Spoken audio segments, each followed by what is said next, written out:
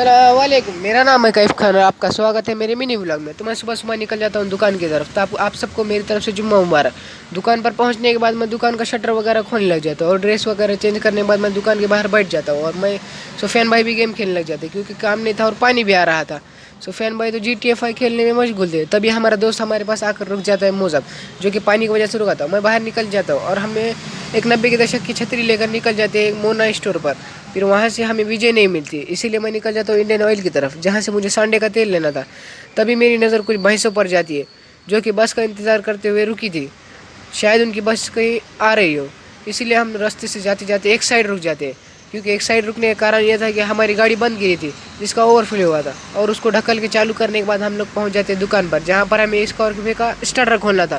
फिर स्कॉर्पियो का काम खत्म करने के बाद मैं निकल जाता हूँ जुम्मा की नमाज़ अदा करने के लिए अपने घर की तरफ। फिर मैं आज़ाद चौक में पहुँच जाता हूँ।